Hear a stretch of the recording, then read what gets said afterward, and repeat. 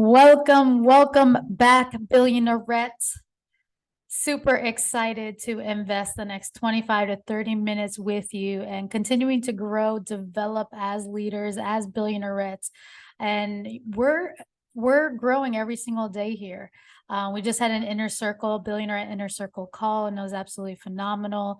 Just so much great conversations taking place, especially regarding this book of Daring Greatly by Brené Brown. Speaking of vulnerability, shame, understanding it, giving examples, and it's just really, really phenomenal. So yeah, glad you're here. And if you've missed any of the previous chapters, you can go check out the playlist and just review, or if you need to listen in again, this is a deep book. And so you might have to listen a couple of times, take notes. It's really cool because in the back of this book, there are questions on each chapter that she breaks down, Brené Brown breaks down to really just reflect on, ask ourselves, and be able to answer them and just dive deeper. So really, really cool. That's why I definitely encourage you to get the physical copy if you don't have it yet, or join our Billionaire Inner Circle if you are, a leader that wants to continue to develop your leadership skills and continue to grow and achieve your big dreams that you do have. That is definitely a place to be. Very high level with amazing women who are doing some incredible things in their world and have big dreams to be able to achieve in their life. We're achieving personal freedom and financial freedom in our lives. And when we do that and we are becoming the greatest, person that we can become, that automatically happens. The financial freedom aspect will automatically happen. And that's why we're just so excited here. So I'm going to dive right into it. My name is Vanessa Black. So grateful that you are here. And let's dive right into chapter 4, the vulnerability armory. As children, we found ways to protect ourselves from vulnerability, from being hurt, diminished, and disappointed. We put on an armor, we used our thoughts, emotions, and behaviors as weapons, and we learned how to make ourselves scarce, even to disappear. Now, as adults, we realize that to live with courage, purpose, and connection, to be the person whom we long to be, we must again be vulnerable.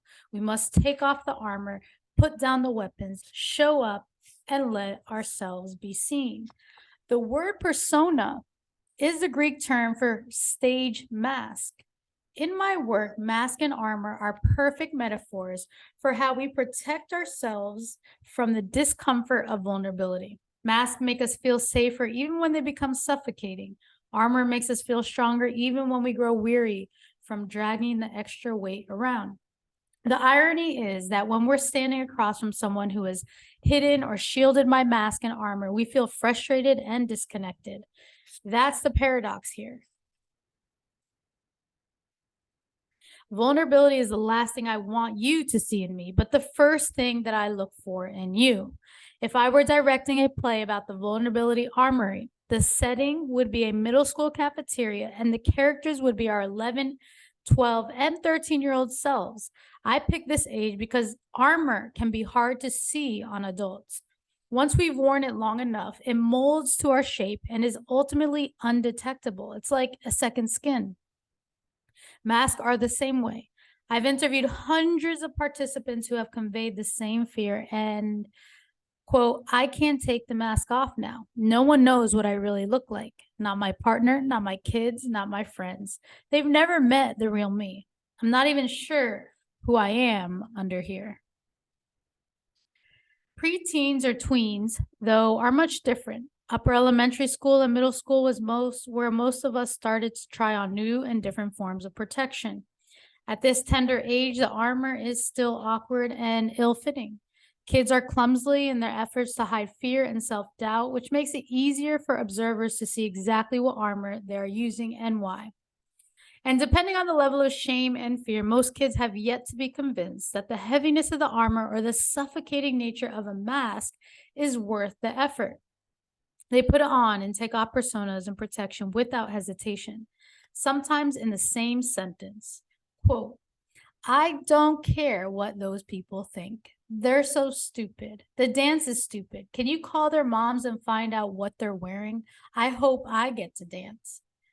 The after-school specials of my youth seemed to be dedicated to exploring just these ideas. They brought us the mean boy who really just wanted to be included, and the know-it-all girl who was showing off at school to hide her misery over her parents' recent divorce. Our protection mechanisms may be more sophisticated now that we're adults, but most of us learned about armor during these raw and impressionable years, and most of us can be brought back to the place in a heartbeat. From my personal experiences, I can tell you that the most difficult thing about parenting a daughter in middle school is coming face to face with the awkward, sweaty, palm seventh grader who lives inside of me. My instinct back then was to duck and run, and I often feel that impulse is creeping up on me when Ellen is in a struggle. I swear there are times when she's describing a situation at school that I can actually smell my middle school cafeteria. Whether we're 14 or 54, our armor and our mask are as individualized and unique as a personal vulnerability, discomfort, and pain we're trying to minimize. That's why I was surprised to discover that we all share a small array of common protection mechanisms. Our armor may be custom made, but certain parts of it are interchangeable. By prying open the doors of the armory, we can expose to daylight the more universal bits and pieces, and also rummage through the closets that house less universal but often dangerous items of vulnerability protection. If you're like me, it's tempting to take this information and create your own after-school special. As these shared mechanisms started to emerge from the data, my first instinct was to label behavior and cast the people around me as stereotypes. She so wears this mask, and my neighbor totally uses this armor. It's human nature to want to categorize and simplify, but I think this misses the point. None of us uses just one of these shared defenses. Most of us will be able to relate to almost all of them, depending on the different circumstances we navigate. My hope is that a peek inside the armory will help us to look inside ourselves. How do we protect ourselves? When and how do we start using these defense mechanisms? What would it take to make us put the armor away? Question mark.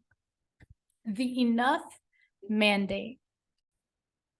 For me, the most powerful part of this research was discovering the strategies that seem to empower people to take off the mask and armor that I'm about to describe. I assumed that I'd find unique strategies for each protection mechanism, similar to what emerged in the 10 guideposts I write about in The Gifts of Imperfection. But that wasn't the case here. In the first chapter, I talked about enough as an opportunity of scarcity and the properties of scarcity as shame, comparison, and disengagement. Well, it appears that believing that we're enough is the way out of the armor. It gives us permission to take off the mask.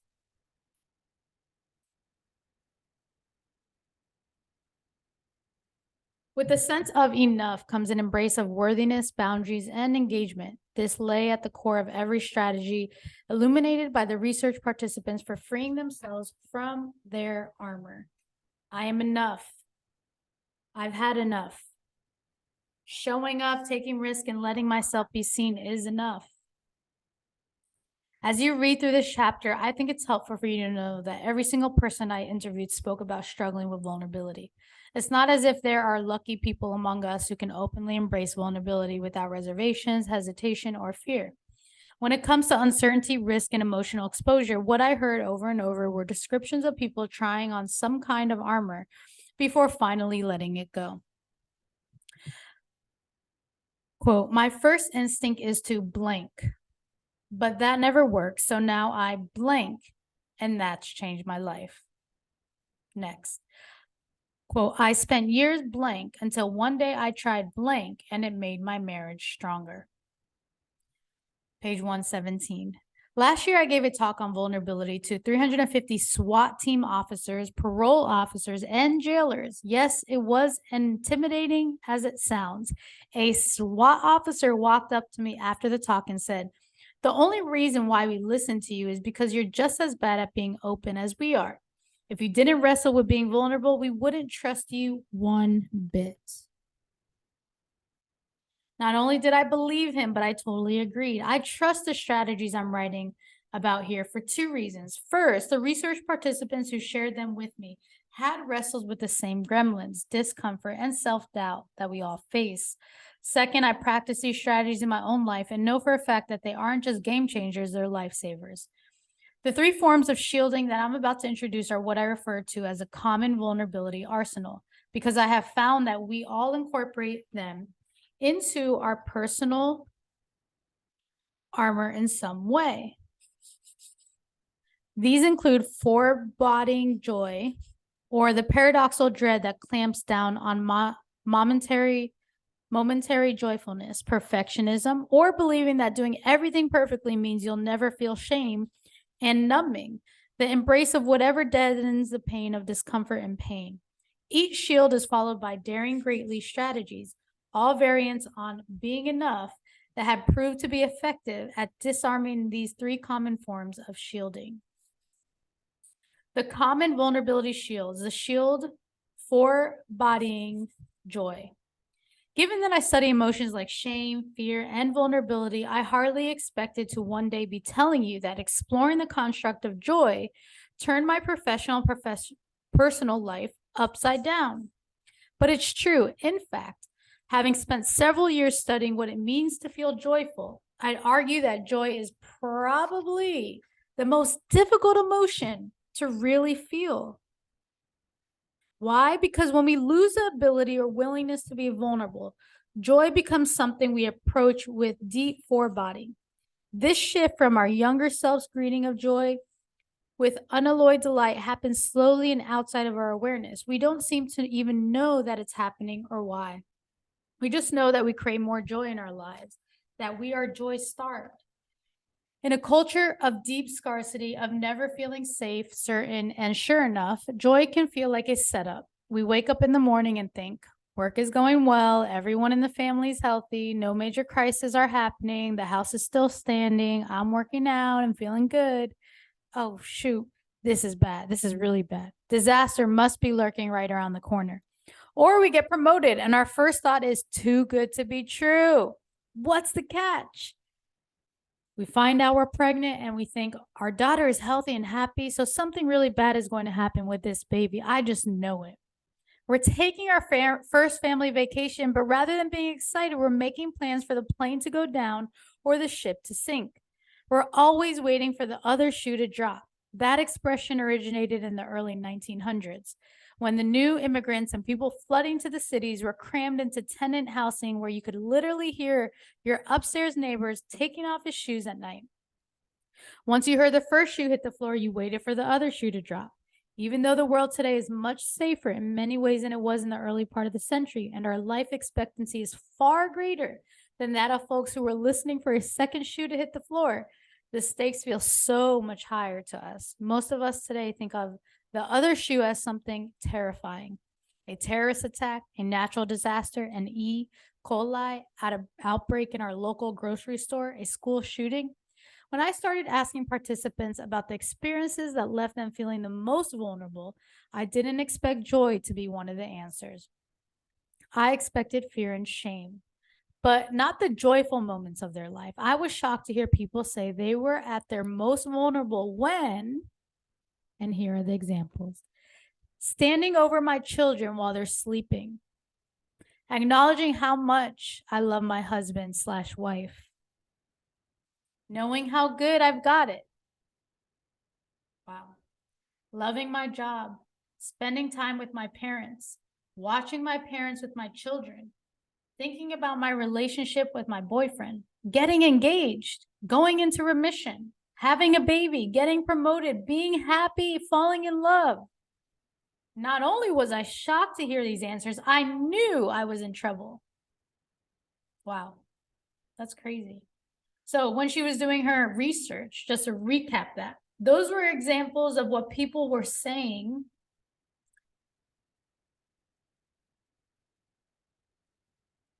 when Brene started asking participants about the experiences that left them feeling the most vulnerable.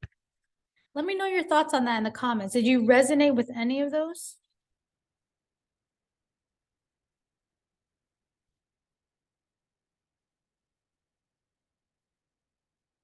Very interesting. Not only was I shocked to hear these answers, I knew I was in trouble. Before my 2007 spiritual awakening,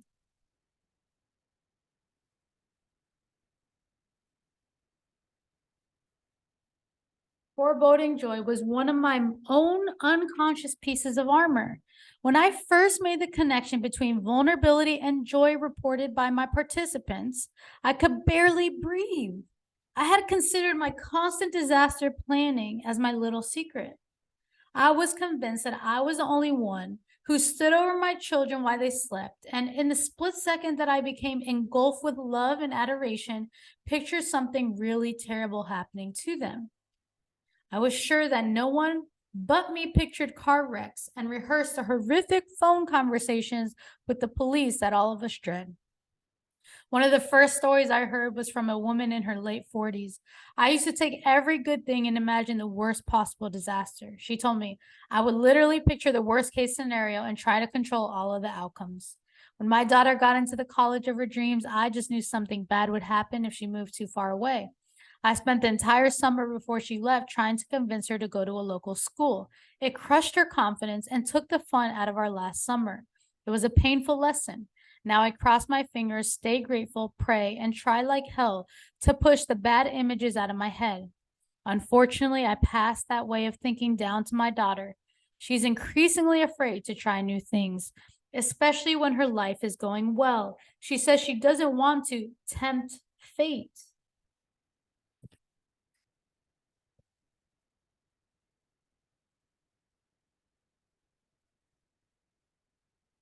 A man in his early 60s told me, I used to think the best way to go through life was to expect the worst. That way, if it happened, you were prepared. And if it didn't happen, you were pleasantly surprised. Then I was in a car accident and my wife was killed. Needless to say, expecting the worst didn't prepare me at all. And worse, I still grieve for all of those wonderful moments we shared and that I didn't fully enjoy. My commitment to her is to fully enjoy every moment now. I just wish she was here now that I know how to do that. These stories illustrate how the concept of forebodying joy as a method of minimizing vulnerability is best understood as a continuum that runs from rehearsing tragedy to what I call perpetual disappointment. Some of us, like the woman in the first story, scramble to the bleakest worst case scenario when joy rears its vulnerable head, while others never even see joy, preferring to stay in an unmoving state of perpetual disappointment. What the perpetual disappointment folks described is this: it's easier to live disappointed than it is to feel disappointed. It feels more vulnerable to dip in and out of disappointment than to just set up camp here. You sacrifice joy, but you suffer less pain. Both of these ends of the continuum tell the same story. Softening into the joyful moments of our lives requires vulnerability. If, like me, you've ever stood over your children and thought to yourself, I love you so much, I can barely breathe, and in an exact moment have been flooded with images of something terrible happening to your child, know that you're not crazy, nor are you alone. About 80% of the participants I've interviewed acknowledge having that experience. The same percentage holds true for the thousands of parents I've spoken to and worked with over the years. Why? What are we doing? And why on earth are we doing it? Once we make the connection between vulnerability and joy, the answer is pretty straightforward. We're trying to beat vulnerability to the punch. We don't want to be blindsided by hurt. We don't want to be caught off guard. So we literally practice being devastated or never move from self-elected disappointment. For those of us who rehearse tragedy, there is a reason those images flood into our mind the second we're overwhelmed with joy. When we spend our lives knowingly or unknowingly pushing away vulnerability, we can't hold space open for the uncertainty, risk, and emotional exposure of joy. For many of us, there's even a psychological response, a quote, coming out of our skin feeling. We're desperate for more joy, but at the same time, We can't tolerate the vulnerability. And our culture assists in this doom-filled rehearsal. Most of us have a stockpile of terrible images that we can pull from at the instant we're grappling with vulnerability. I often ask audience members to raise their hand if they've seen a graphically violent image in the past week. About 20% of the audience normally raises their hands. Then I reframe the question. Raise your hand if you watch the news, CSI, NCIS, Law and Order, Bones, or any other crime show on TV. At that point, about 80 or 90% of the audience hands go up. We have the images we need to activate forebodying joy right at our neurological fingertips. We're visual people. We trust, consume, and mentally store what we see. I remember recently being in the car with Steve and the kids as we headed to San Antonio for a long weekend. Charlie was performing his new kindergarten knock-knock joke routine for us, and we were all cracking up, even his older sister. I started welling up with joy, and in a split second, that vulnerability, joy's constant companion. So interesting, vulnerability. Joy's constant companion, she's saying, is vulnerability. Hit me. I shuddered, recalling an image from the news that showed an overturned SUV on I-10 and 2 empty car seats lying on the ground next to the truck. My laughter turned into panic, and I remember blurting out, "Slow down, Steve." He looked at me with a puzzled expression and said, "We're stopped." Daring greatly, practicing gratitude. Even those of us who have learned to lean into joy and embrace our experiences are not immune to the uncomfortable quake of vulnerability that often accompanies joyful moments. We've just learned how to use it as a reminder rather than a warning shot.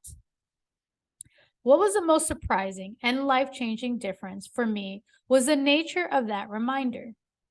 For those welcoming the experience, the shudder of vulnerability that accompanies joy is an invitation to practice gratitude, to acknowledge how truly grateful we are for the person, the beauty, the connection, or simply the moment before us. Gratitude, therefore, emerged from the data as an antidote to foreboding joy. In fact, every participant who spoke about the ability to stay open to joy also talked about the importance of practicing gratitude. This pattern of association was so thoroughly prevalent in the data that I made a commitment as a researcher not to talk about joy without talking about gratitude.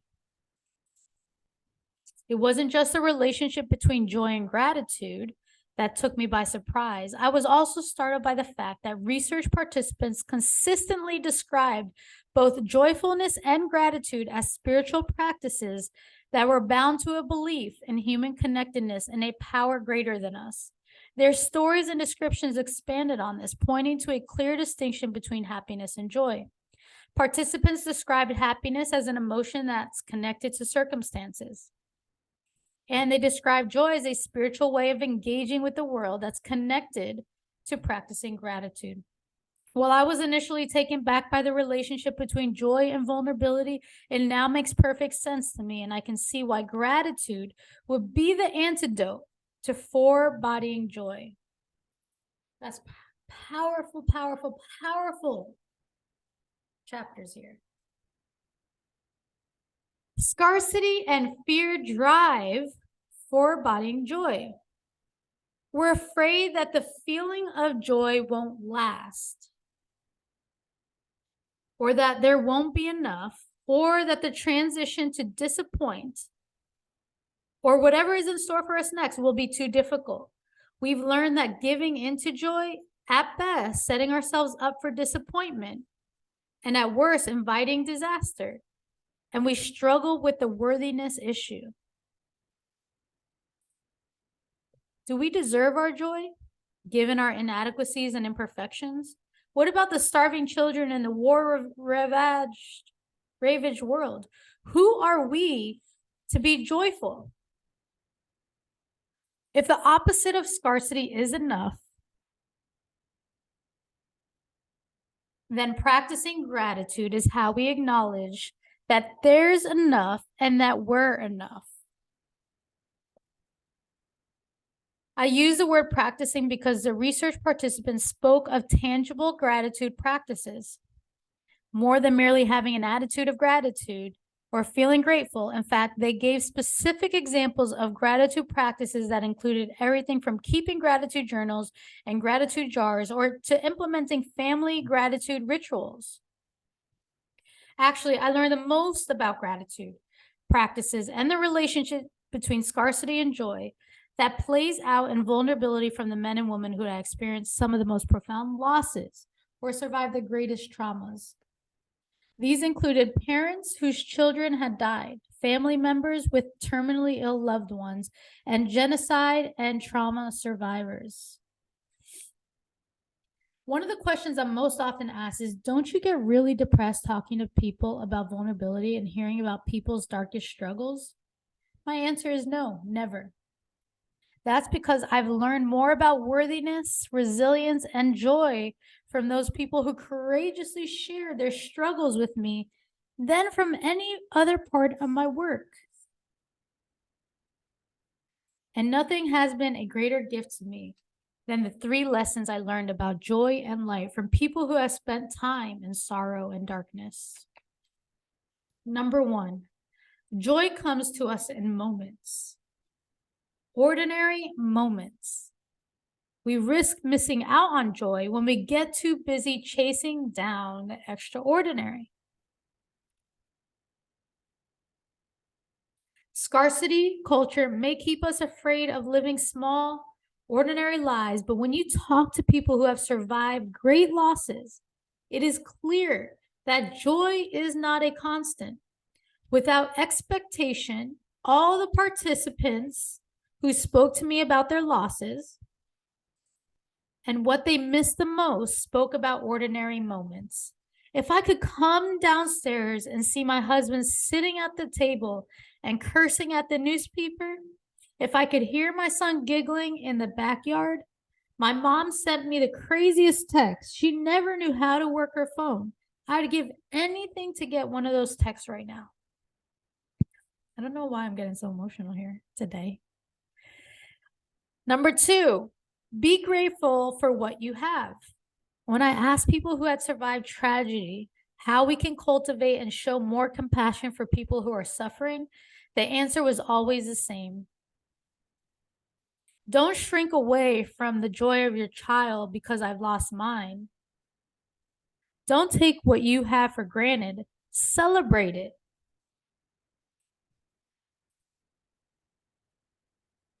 Be grateful for it and share your gratitude with others. Are your parents healthy?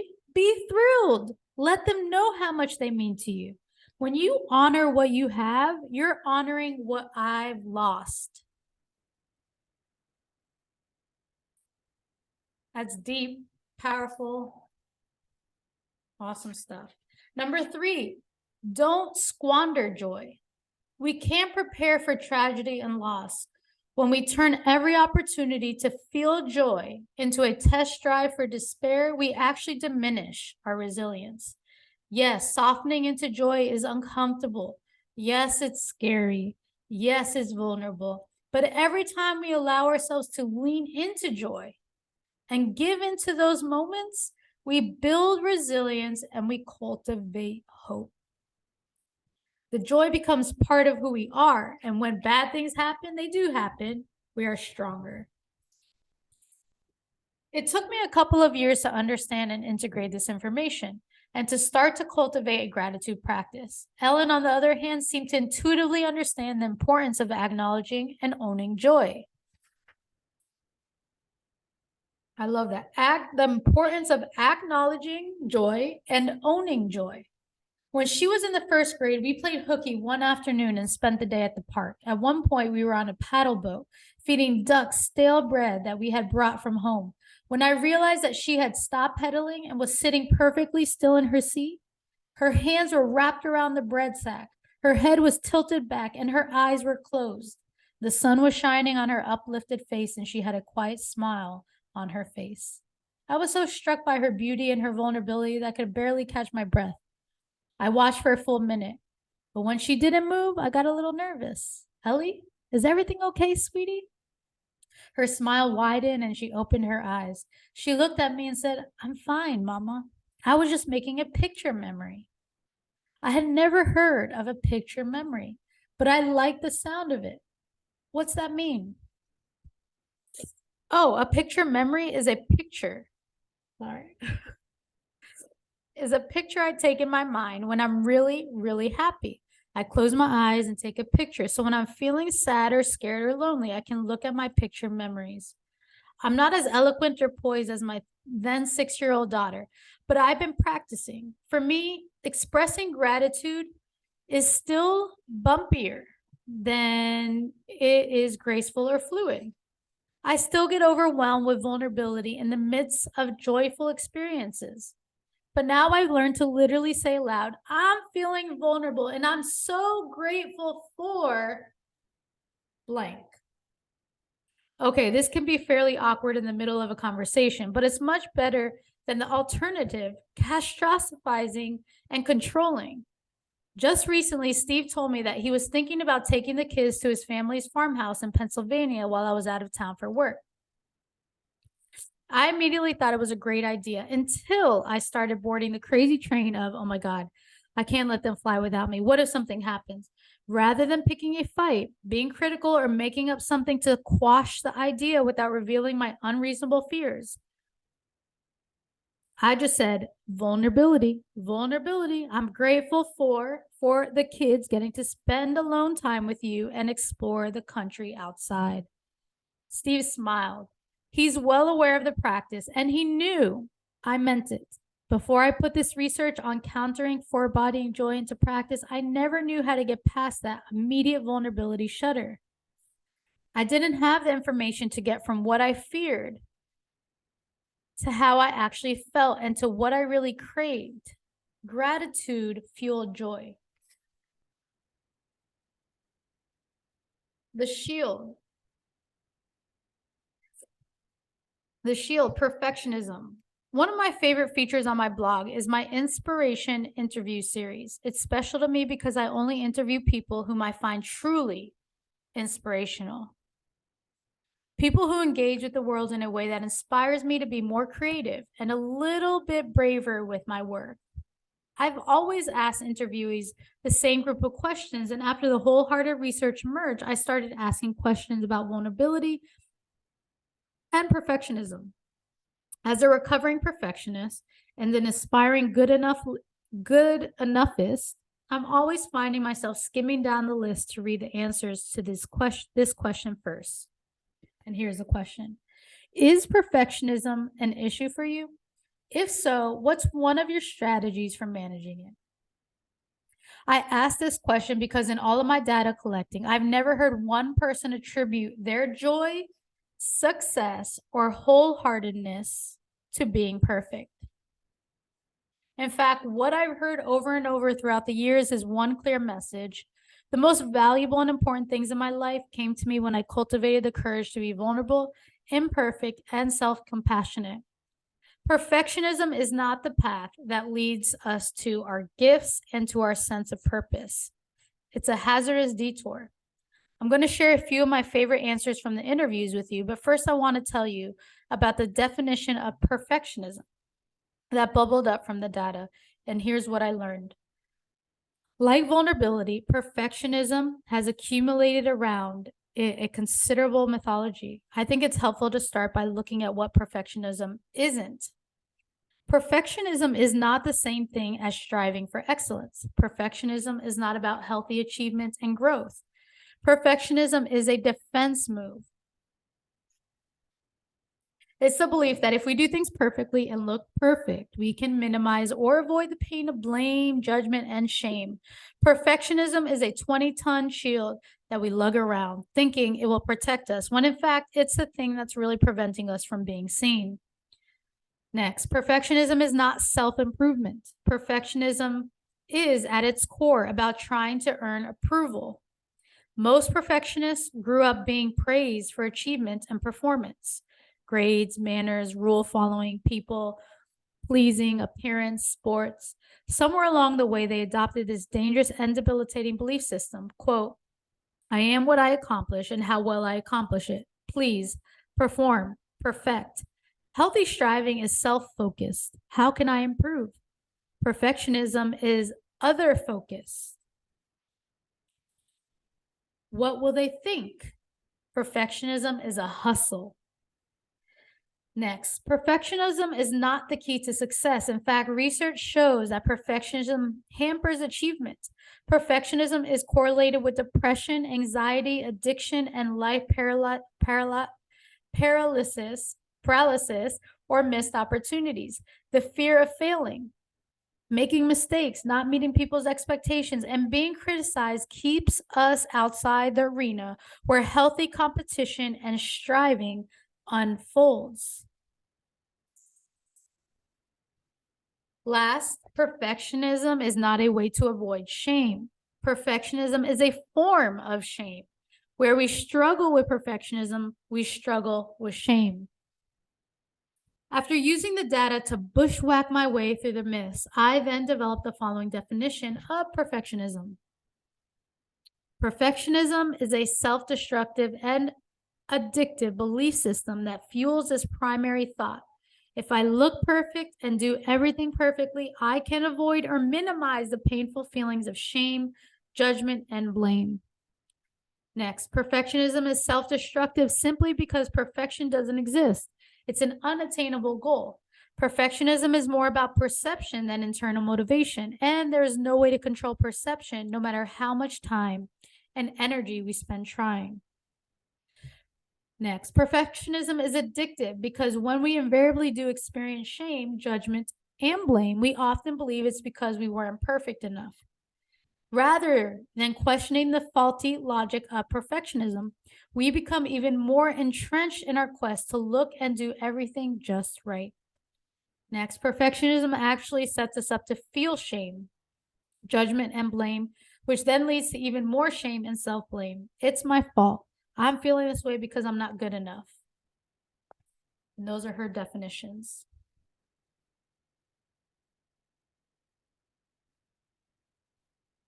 And that concludes today's Read With Me session. Really, really, really awesome information, awesome data that Brene is sharing from all of her research that she's done. So fascinating, the concept of vulnerability and joy, and vulnerability or joy and gratitude. And the examples that were shared of like when people most experience feeling vulnerability. Let me repeat those again because it's pretty, would love to know your thoughts on this. I'll conclude this to conclude this session. When I started asking participants about the experiences that left them feeling the most vulnerable, I didn't expect joy to be one of the answers. Examples: standing over my children while they're sleeping, acknowledging how much I love my husband or wife, knowing how good I've got it, loving my job, spending time with my parents, watching my parents with my children, thinking about my relationship with my boyfriend or girlfriend, getting engaged, going into remission, having a baby, getting promoted, being happy, and falling in love.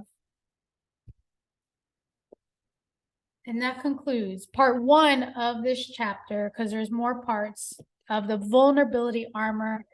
I'm excited to hear your feedback, would love to know your thoughts, and continuing to dive into part 2 of this chapter. Okay, hope you got some incredible value here, and we'll see you in the next episode of Daring Greatly. Take care, and remember to dare greatly today.